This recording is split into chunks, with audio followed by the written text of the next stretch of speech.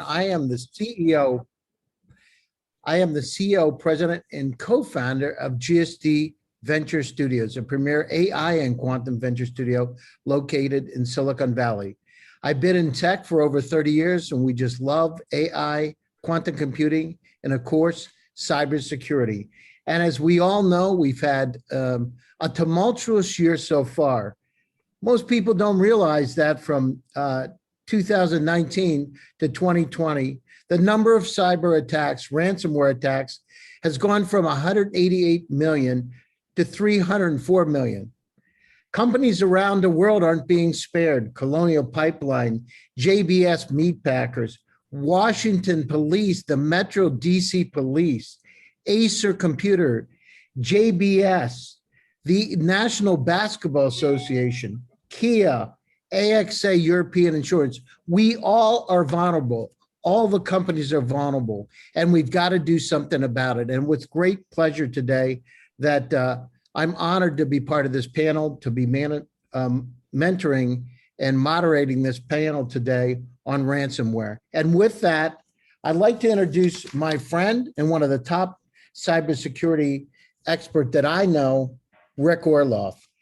Rick has developed and led critical security programs at one of the largest Fortune 500 companies in the world, Apple. Rick is an operationally focused executive with international experience, responsible for business results, governance, risk, compliance, cloud security, information security, product security, cyber investigations, and national security programs. If it's about cybersecurity, Rick's the one. He's also a board member or board advisor to several technology companies and is really one of the go-to guys in terms of global cybersecurity. So it's with that, Rick, it's great to have you here. Thank you, Gary. Appreciate the kind words. Pleasure to be here. So Rick, so what's going on? What's happening with this ransomware? All of a sudden, Colonial Pipeline comes out, 46% of the East Coast of the United States is affected. What's happening? For the bad guys and the attackers, it's a very lucrative business model, right? They get to attack. They can scan and attack, look for opportunities for hundreds of thousands of companies, penetrate one, inject their ransomware, and hopefully get paid for it. So we don't have enough preventative measures that are effective, that stops the supply and demand that drives the ransomware bad guys. So what do the companies do? I mean, do they just disconnect from the internet and, go local, or how can we address this problem? Well, there's several approaches that we can use, but if you go left in the kill chain, you get down to root cause. We have to take away the incentive, right? We have to close the doors so that even if somebody were successfully targeted with a ransomware attack, that they would not need or even have to consider paying the ransom because they have other access to their data. So they can just wipe those systems and move on. So, you hear about a lot of the companies, I mean, they are paying the ransomware, unfortunately. So what does a company do? So somebody comes in and attacks and you get a demand that you've got to put Bitcoin and send so many Bitcoins. What do they do, Rick? I've seen both sides of the equation, right? Both sides of the coin. No pun intended. But I've Bitcoin? I have seen some companies you flat out have to pay, right? Because there's several different approaches that the attackers use. Some attackers will get in, encrypt all the data, and that's all that they've done. And now you can decide, well, look, I have other technology solutions. I might have SplitByte or something else where I don't need to pay. I'm good, right? Other attackers will also exfiltrate some of the data and then encrypt. And so now you're in a conversation, which is really more of an extortion angle, where they have exfiltrated, maybe it's PII or HIPAA data, and they're threatening to put put that out there on the web, and now that incentivizes the company, if it's a medical company, for example, to have to pay. And then, really, whatever they ask for, it's a negotiating starting point. So are these companies paying? Because it seems like it's a tip of the iceberg. If we have over 300 million ransomware attacks last year, what percentage of those companies are actually paying, do you think? I think even that number needs to have more fidelity to it. Meaning, yes, if we report there's 300 million attacks or whatever it is, that is what gets reported. Think of it. The analogy would be speeding on the freeway, right? I might get a ticket every couple of years, but I speed a lot, right? But I don't get caught every time, right? So it's the same thing with ransomware. I think there's a lot more companies that pay, and it never gets reported that there was a successful attack and it paid. That type of behavior is what is driving more ransomware attacks. Yeah, so they're paying and they're incentivized to go in. And where are these bad actors coming from? I mean, are they coming from states? Are they individuals? Are they groups? I mean, where are they? Most of the attacks are believed to come outside of the US. And it's interesting, right? They could be coming from Russia or China, which is pretty readily known. The sophistication of the attackers and who's attacking those is an interesting thing to try to dissect. You could have state-sanctioned hackers that are not conducting ransomware for state-sanctioned activity.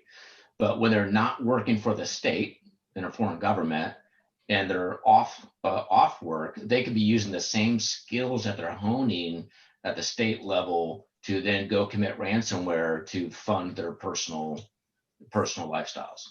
And what about, do we really know where they're from, Rick? I mean, they could have some kind of anonymous servers.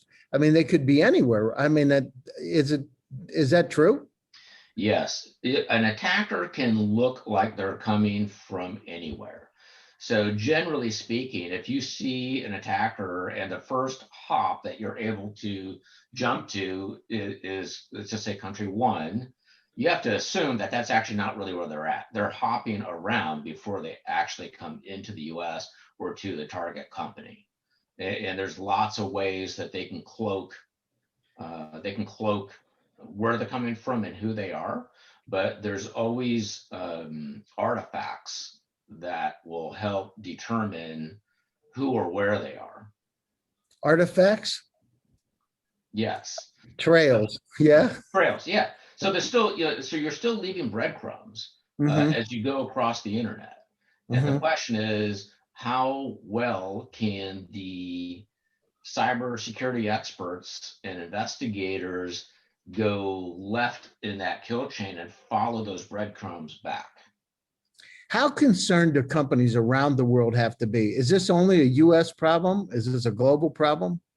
This is a global problem, and there's enough attention and spotlights on this particular issue as it relates to, the attackers are absolutely coming at all corporations, whether it's US or not. And so any corporation that has sensitive data, they absolutely need to recognize that you could be a victim of ransomware. And you can't assume that, well, since I only make these little widgets, they're not interested in me. The reality is they don't often start with a company and then go to the company. That's state sanctioned hacking. Ransomware tends to be very broad-based scans, look for the vulnerabilities, go in. So regardless of the size of your company, you could easily become a target. And so the two things that I ask a CEO, right? If I go in there and I'm advising, I'm consulting, and we're having this conversation about what should I protect? Is this data important? Is this data not important? I ask two questions. If this data gets out or it gets ransomware, are you going to have to lean into a microphone and start making statements to the public? If the answer is yes, you should protect that data. The other question that I ask is, if this data gets encrypted or it gets out and published, is it going to affect the valuation of your company? If the answer is yes to that question, then you should solve that problem. Well, that sounds like 100% of the companies out there. It is, right? If you have a company, you certainly have something that's important, unless you have a chain of lemonade stands and it's just, you can just unplug and start making lemonade, somewhere else, you have an issue. And so what about, you don't hear much about ransomware in China. Is it a problem in China, or why don't we hear more about it in China? So there's several reasons, right? For a starting point, in the US, US companies, even if you're critical infrastructure, are responsible for their own security of their environment, their network, and internet exposure and attack surface. They are responsible for all of it, including their defenses and their backup and whatever it might be. In China, the government really runs all the protection on the internet that goes in and out of China. And they have structured the China internet more like what we would think of as a massive enterprise set of LANs and VLANs. So they can plug and unplug. If there was a massive attack against China, they could simply just unplug. The government controls it. They control the pipes. In the US, we don't. The U.S. government does not protect the companies in the U.S. It's a different strategy. Oh, interesting. And so what countries, so it's happening in the States. What other countries are having those challenges today? On ransomware attacks? Yeah. Yeah, certainly the U.S. is one of the biggest targets because of the size of our economy, the amount of tech. We're Silicon Valley. It just draws a lot of attention. Other countries deal with the same issues, but not at the level that I see U.S. companies fighting this battle. No, I mean it's incredible right now. In every one of the events that on the webinars, I mean, cybersecurity is coming up, and it's got to be right. I mean, you're at the right place at the right time. I remember you were telling me some stories about working with Steve Jobs and the security. Just in general, different projects you worked on in a general way. But I mean, this is right. This has stepped it up, right? When you get the president of the United States talking about this type of an issue, when you get 46% of the energy supplies in the East Coast of the United States affected, now it's become a problem. When prices start to go up, I mean, what about utilities? What about like cyber warfare? I mean, it sounds like, I mean, it wouldn't take much to be able to turn the button and turn this into something nefarious, very nefarious. Yeah, if I was to phrase that as from a national security perspective, right? What are some of my highest concerns?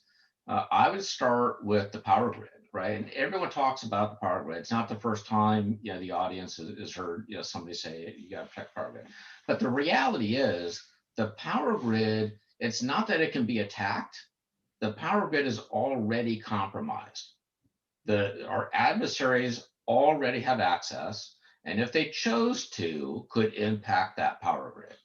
And that is a solvable problem. It's frustrating that people don't take the solutions available to solve that problem and implement them. How big of a problem is it, Rick? What do you think? How much exposure? How risky is the situation right now? In my opinion, it's 100% exposed. And so imagine if you lose the power grid. I'm not trying to be fear mongering here, right? But if you lose the power grid, right, that means you can't pump fuel, can't pump water, and there's really no way to store fresh food, right? So to lose the power grid for a week, okay, it's damaging to the economy. To lose the power grid for 6 months would be something completely different. And I apologize because I'm not really trying to fearmonger, but it is a real risk. Yeah, it's not a theoretical risk. This is real risk. Rick, if you would ask 18 months ago before the pandemic, people would poo-poo that, we couldn't, we would run out of toilet paper and water and meat and all kinds of issues. But, what happened, in a worst case scenario, it actually became a reality. So, we need to do something sooner than later. And companies out there understand that you're vulnerable. You need to make some decisions before it becomes a problem, because executives out there, you're next going to be on the line if this happens to happen to your company. And if sensitive data gets out, insurance companies, insurance data on your patients, data on your clients, you need to make sure that you're addressing these kind of issues again sooner than later. So let me go over. Thanks, Rick. I want to introduce the rest of the panel. Thanks for those kind words of wisdom. I really appreciate it. So next, I'd like to introduce Chuck Brooks. Chuck is our special guest today. He is named by Thomson Reuters as a top 50 social influencer in risk, compliance, and #2 global cybersecurity influencer. He's a thought leader, influencer, and technology evangelist, leading the charge to eradicate cybersecurity threats and ransomware attacks globally. He received presidential appointments for executive service by 2 presidents, not 1, but 2, has spoken on panels for AT&T, IBM, RIM, Xerox, General Dynamics, and Tripwire regarding cybersecurity. And he is an adjunct faculty member at Georgetown University and a former adjunct professor at Johns Hopkins University. So, Chuck, it's great to have you here today. Thank you, Gary. It's a pleasure to be here. Yeah, thanks for your time. And I'd like to introduce our friend and partner in many endeavors, Raghu Rao. Raghu is a serial entrepreneur, strategic business advisor, and angel investor. He has founded, scaled, and had several successful exits with several high technology companies. He's led teams for management, operations, and oversight for clients in GovTech, biotech, publishing, energy sectors. And he's very modest. His last company did about 1.5 billion in sales and was acquired. So, Raghu, you're very modest in terms of your CV. He's advised clients on the strategy and rollout of high-profile government projects such as USA.gov, TSA Screening Gateway, Cancer.gov, and other government initiatives. So it's great to have you here today. Thanks, Raghu. Thank you, Gary. So I'd also like to introduce our other guest, Dr. Arvind Srinivasan. Arvind is a co-founder and chief technology officer at SplitByte. Prior to that, he was a CTO of Zeal Technologies. Arvind is a talented product-minded engineer, results-oriented, entrepreneurial-minded, right stuff motivated individual with deep domain expertise. His skills include customer service, integration, business analysis, project management, cloud computing expertise, enterprise expertise, and system architecture. I mean, just about everything. So thank you, Arvind, for being here today. It's great to have this illustrious team. And so I'd like to go down through and let's go down through some of the questions. I'd like to start out with, Chuck, what is ransomware? Ransomware is really, put it the best way, it's an extortion. It's an extortion way of taking your data. I love that. Extortionware. I think we ought to change it to extortionware, Hey, Raghu, there's a new term, right? Extortionware. Yes. I mean, basically, they're denying your access to your own data by encrypting it and making it impossible for you to do so. And some of the things, Rick really hit some really good points. And some of the things they're doing now is not only they exfiltrating your data and asking you for money, they're threatening to publish it. So if you have sensitive corporate secrets, or in the case of this recent ransomware attack on the Washington D.C. police, they're threatening to publish the informants. So this is a security implications just beyond a financial realm. It actually is. It goes into the law enforcement capabilities. It goes into national security requirements. Ransomware is really a big issue, a bigger issue than it was because of the utility, as Rick also said, of having the ability to get paid through cryptocurrencies and the cooperation and collaboration of these cyber criminals. So we're in for a big fight. So what about the, I'm curious, did the police pay the ransomware so their informants weren't exposed? I think it's still going on. I don't know, and as you often know, you won't know until maybe afterwards. They may say they didn't pay it, Or you may never know, right? Yes. Yeah. No, that's interesting. Very, very interesting. All right. So, and this malware can quickly spread. I mean, this is something that's not isolated. I mean, this is really spread across organizations and the network. So we're talking about a problem that becomes a huge problem in a very short period of time, correct? Oh, absolutely. We've had ransomware has been around for a while, and there's over 124 different types. But they've, now that after COVID-19, when we all left the castle to be in individual offices, and the larger attack surface, and the combination of cryptocurrency and now the coordination of state actors and criminal enterprises, it's really become a connectivity issue. Anyone connected is susceptible to ransomware. I remember one time a few years ago, we had Vince Cerf was at this event, and I actually was asking him about this, and he said, well, you can just disconnect from the internet. It's like, if you had a toggle switch, I'll say, let's turn it off, let's turn it on, right? So it's interesting. And, you see a lot of these scams out there, these phishing scams. I mean, I see them all the time. It's actually incredible how sophisticated some of these scams are today.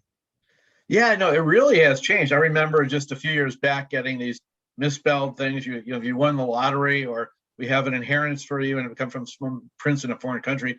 Now it could be, identically look like your bank. It could be from your boss at work. It could be from Amazon. So it's really, really sophisticated. And as Rick said, that a lot of this is automated now. They'll send out thousands of these, and all it takes is one to make a phishing attack to work. Interesting. All right, Raghu, how big a problem is the ransomware challenge today? As Chuck alluded, right, it has been like mushrooming. Like it started out since I think about 10 years, it's been there, but every year, the last 2 years, it's about, I think, tripled in size. And we are now talking about $20 billion in ransom this year. So it's huge. And Raghu, 20 billion? Yep, total amount of ransom is what we're talking. And do we know that? I mean, how much of it is disclosed and how much it isn't disclosed? Because I would think that the companies are kind of embarrassed and are afraid to disclose the amounts they paid. Let's see the number of attacks. These are obviously documented ones, as Rick was saying, right? Some of it is based on estimates, but the number has increased. The amount of ransom demanders has increased, and of course, the number of threats. Right? It's no more a single threat. It's a triple extortion, as they call it.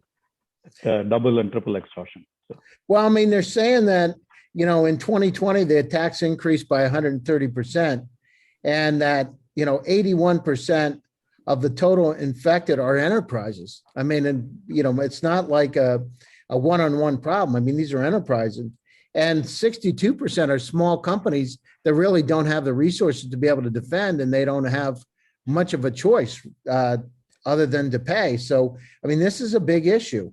And, if you start looking at schools, universities, utilities, hospitals, I mean, this really gets to the heart of our infrastructure. So, I mean, you're right on target.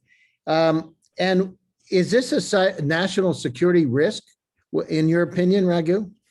Absolutely, because the critical infrastructure, many of these, the national grid, power grid, as Rick alluded, but the pipeline, see, many of these do not have, the right type of resources or expertise in place to defend themselves. And I think initially ransomware started out more like individuals, desktops and things like that. But now they're obviously gunning for people who can pay bigger ransoms. And anybody who has any kind of critical mission, it could be healthcare, hospitals, it could be obviously, national security from a defense perspective, but also these organizations like schools. And, there's one case where a mental, hospital was targeted because they're going to disclose, not only you pay the ransom to get your data back, but they against the leak, which is the double extortion, because the individual patients are also targeted, saying, they have to pay the ransom. The thing is, Raghu, what really concerns me is if some nefarious character decided to go out and do a mass ransomware attack across the entire area, continent, or country, and do a mass attack out there, which based on what we're seeing today could be possible. So technologies need to come in place like SplitByte to be able to take care of these issues. What about in terms of organizations being able to get their data back? I mean, are they able to get the data back after these attacks or not? I think the statistics from what I heard is only about 30 to 40% get it back, even after paying the ransom.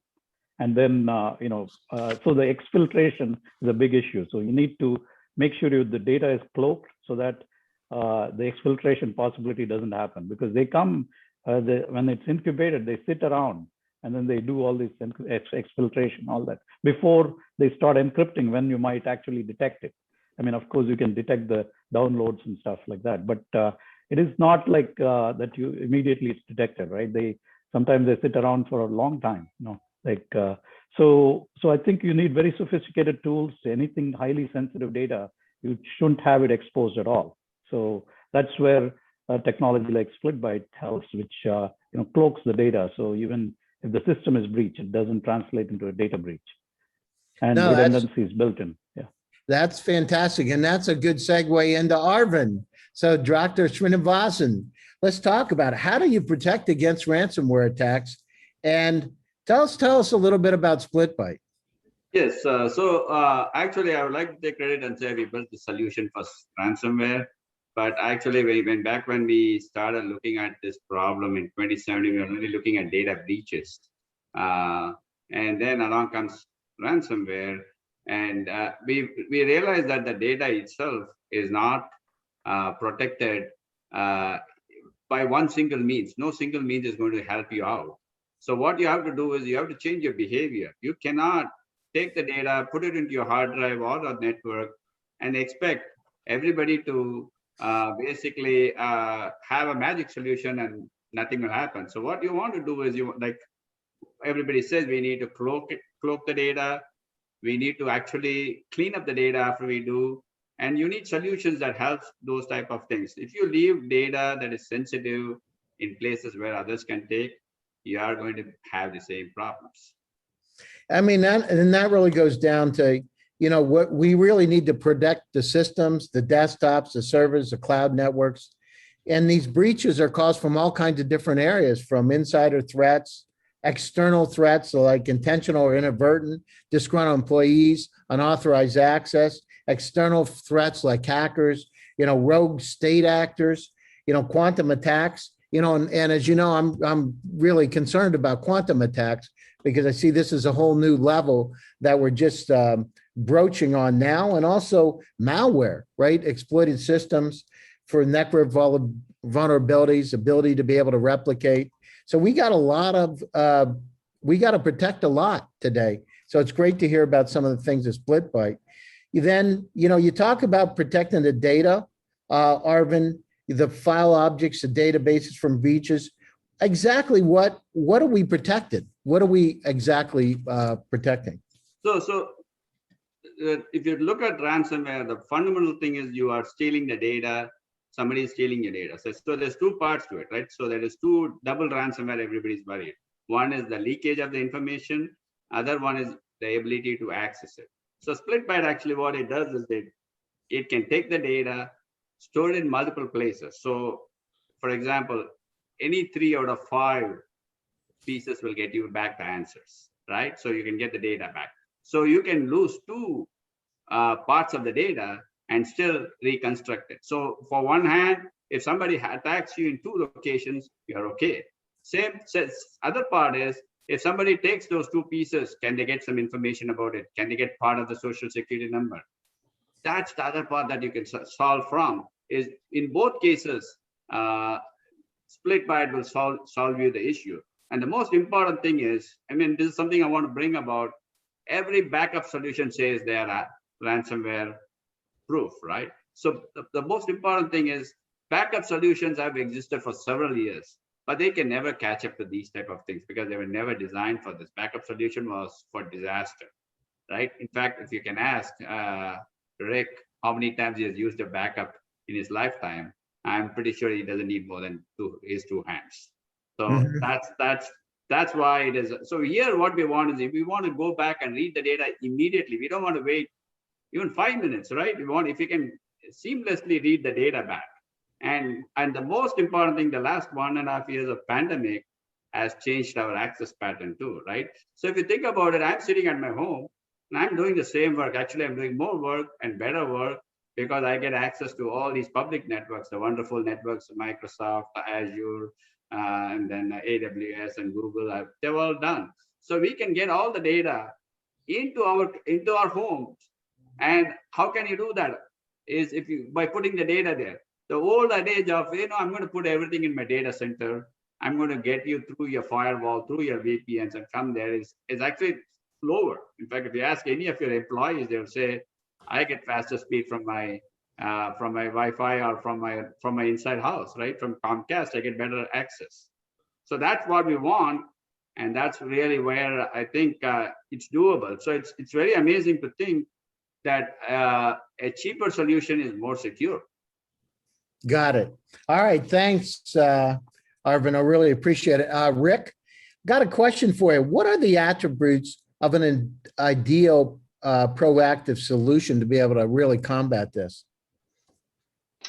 Yeah, that's interesting, because historically, people would treat this as part of their disaster recovery plan or a business continuity plan, something like that, where, as Raghu was pointing out, the company loses access to their data. That triggers this response that could take days or weeks to reinstate data with some data loss. An ideal solution, and the types of things that are out now, is that you should have seamless access, right? If there's an issue, the ideal solution is it does not affect my business operations. I need to go on with my business. I still have a hot, ready access to all of my data. My security team is going to go deal with the ransomware issue, and we're not going to pay, but they're going to go deal with whatever was being locked up. Mm-hmm. No, that's great. So they say, as you said, resilience. Reducing the data attack surface is important, and then cloaking the data. I know we've talked about that a few times. Is important. No, it's a big problem. I mean, think about the amount of data on the planet Earth today. It's estimated there are 49 zettabytes of data on the planet. If we took CDs and stacked them one on top of another, it would go 35 times between the Earth and the Moon. And that number has grown at 68% per year. So as we've talked about, and Raghu, we've discussed many times, infobesity is a challenge for each and every one of us today. And not only in the corporate world, but in our private world, because the amount of information we have in our personal cloud is doubling every year. Today, it's about 300,000. It'll go up to 10 million in the next 5 years. We need to be able to protect our data. And so you're right on target. Go ahead, Rick. Yeah, Gary, just one thing I want to add, and this is really, just a perfect segue for what SplitByte is doing. The security organizations and your GRC, governance, risk, and compliance organizations, we all, and I consult to them, of course, right? But we all still think about, disaster recovery, business continuity plan, incident response, all of these things. And really, when I'm talking to companies, when I'm telling them to start thinking about resiliency, think of it as a resiliency plan, not a DR plan, right? If you have resiliency, then you're in a better position with more options and how to respond to whatever the situation is. And that's just perfect for what SplitByte does. No, that's great. Right on target. So, so Gary, to add to that, there are different types of data as well. The very sensitive data, and then there is data lying around, which people don't even know it exists, right? But some of it is sensitive if it falls into our outside hands. It may not be something that's immediately used. So it's important to have a data governance plan and secure the right kind of data the right way. which is where a tool like SplitByte can help. No, that's great. Chuck, what are some of the best practices to be able to mitigate these ransomware risks? Really several. The first one I would, of course, start out with is basic cyber hygiene. Don't click on a link that looks suspicious. Have a strong password. Use multi-factor authentication if you can. Keep your sensitive data segmented, and anyone could do that. And look at using the latest patches too. I mean, often companies, particularly small companies, don't update the latest patches, and we saw with SolarWinds how dangerous that could be, in even using a patch when they came in through a patch. So we really have to keep abreast of all developments and monitor all issues in the cyber world. And if you're running a small business, you have to rely on those experts to help you too. So I highly recommend using managed cybersecurity people if you don't have internal CISOs as another person, another way to look at it. And the other thing is that I think most companies just don't know what they have. Or people audit your assets, audit your data, know what's important, know what you want encrypted, know what you want separate, and know what happens if you do get hacked and what you're going to lose. So often it's just a scramble to say, oh, we lost a lot of data, but what data did we lose? So I think that's a starting point. Yeah, I mean, how do you know what's coming in is real or not? I mean, there's a lot of stuff looks pretty real when it comes in, and really challenging nowadays. And so what do you do? Just ignore it. When in doubt, do without. Well, that's not a bad way to go about it. I mean, you have to really look at where it's being sent from. Check the email address. Make sure that it is your bank that's sending something, not someone imitating your bank.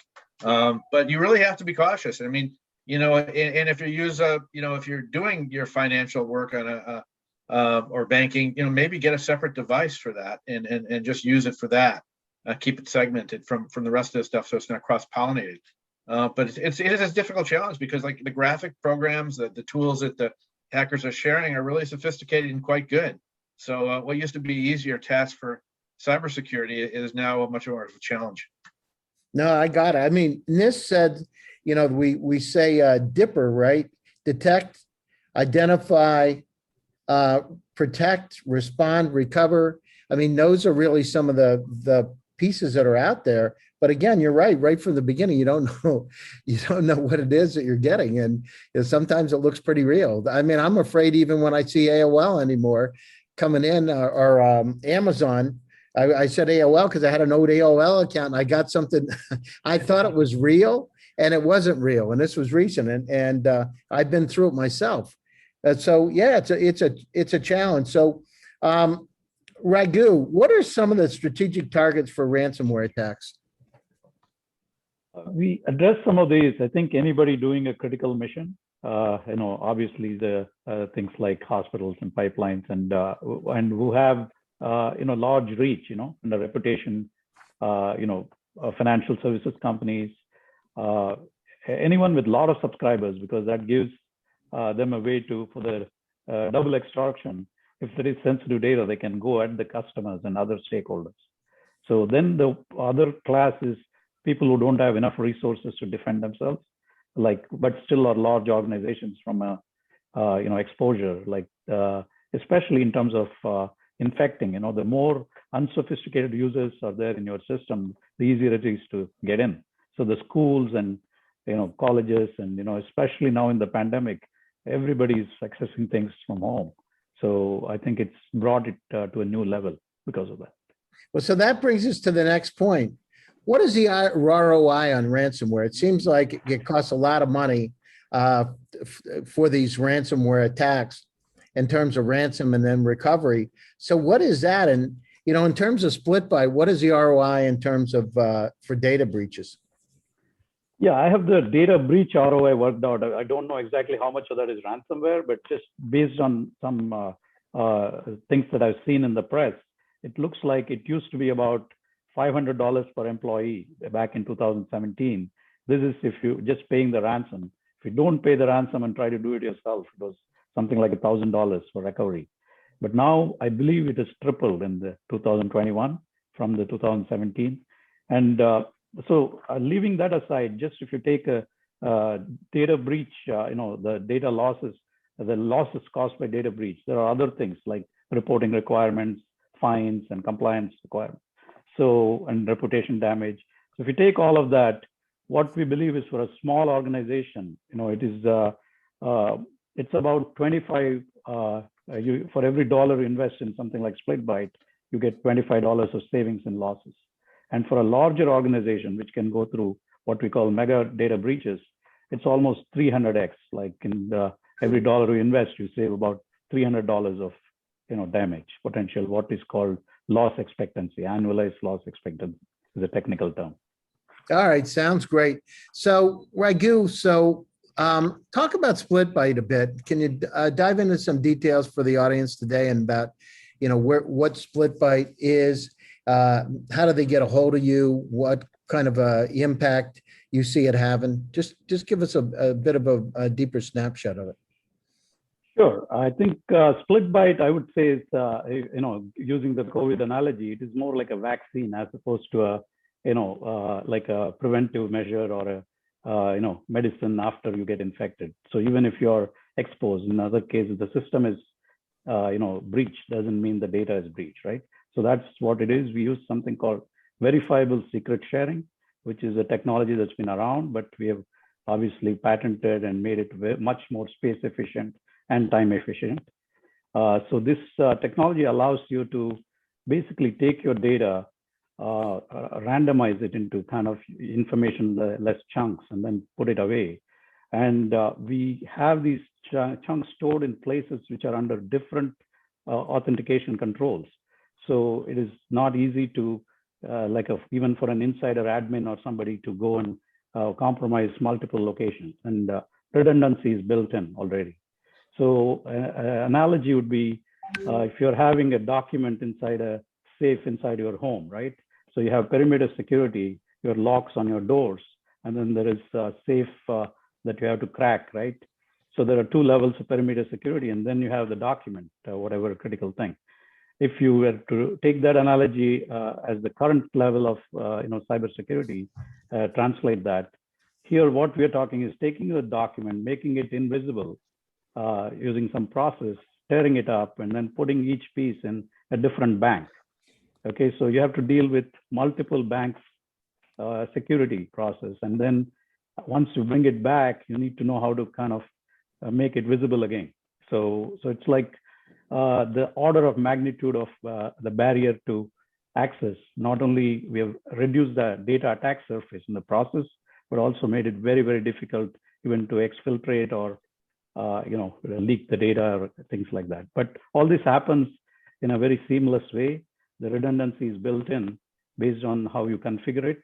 And we are working on making the redundancy self-healing in that, suppose you have 3 out of 5 nodes. If one node goes down or is attacked by ransomware, we could instantly kind of spring up a replacement node so the redundancy remains the same. But that part is under development right now. But we currently have a way to just seamlessly, assuming you have redundancy built in, we can continue operations. Sounds great. So I want to thank you, Raghu, and to the audience here today. Each and every one of you, your companies, yourselves, are vulnerable to ransomware attacks. Get in front of this situation before it becomes a problem. SplitByte has some capabilities to be able to help address those issues today. So I would contact Raghu, and Raghu will share your email with the audience. All registered people, participants today will get an email with a video and more information on SplitByte. But this is a reason that I'm so interested in this is because for the last 1.5 to 2 years, been thinking about cybersecurity and AI and quantum attacks. And Raghu, you're right on target with SplitByte. This is a way to be able to protect and serve. So companies out there, if you're interested in getting a pilot, for more information, contact Raghu, move forward quickly, and do it before it's a problem. Remember, protect, serve, and get in front of it. Be proactive. So thank you very much. Thanks to the entire panel today for making it enlightening. You will be able to get a recorded video of this event today. We'll be sending that out. ask your questions, and here to serve. So thank you very much. Anything else? Any closing thoughts, Rick, Chuck? I'd like to go first. Yeah, go ahead, Chuck. Okay, I was just going to, yeah, I really think it's great, first of all, to see a solution like this come at a time when the options aren't that great because of our adversaries in hacker world have so much of an advantage over us. So I'm really excited about SplitByte, what they have to offer. Also, I think that one of the best things about doing these kind of events is educating the audience that, you know, cybersecurity is really should be a #1 focus point of all business. It could take out your reputation. It could take you out of business, as it does. A cyber attack does in 50% of the cases with small business. So I think we really have to put this issue to the C-suite as a priority. And I was very excited to be on this panel to help steer that mission and bring recognition to the importance of defending against ransomware. Yeah, thanks, Chuck. Rick? Yeah, one of the issues that has kept companies from engaging in DR and what I talked about earlier as resiliency programs is the price to entry, and they see that as a barrier. And the reality is that companies that are out today, like SplitByte, price is really not as much of a barrier as some of the executives thought that it was. No, that's great. Arvin, any closing thoughts? Yeah, so I want to talk about your quantum computing effort. And one of the things that I would say is SplitByte is inherently quantum computing proof. So no longer we give, it's like encryption is like giving a locker to the hacker or to anybody and say, break me. And the quantum computing gives them a new key that opens the lock or opens the safe. So I think technology like SplitByte is going to also bring you more than just ransomware, more than just data breaches. And that's really what our vision is. No, that's great. And for the audience out there, let's just put it in perspective. Quantum computers can be 100 million times faster than the fastest supercomputer today. To put it in perspective, that means what would take 10,000 years on a supercomputer takes 200 seconds on a quantum. We're talking massive capabilities to be able to attack. So great information, Arvin. Thank you, audience, for taking time out of your schedule. Thanks for joining us. This is just one of many webinars that we'll be having. Reach out. We'd be happy to hear from you, and have a nice day. Stay safe, and most importantly, stay happy. Talk to you later, everybody. See you. Bye-bye. Thank you. Thank you.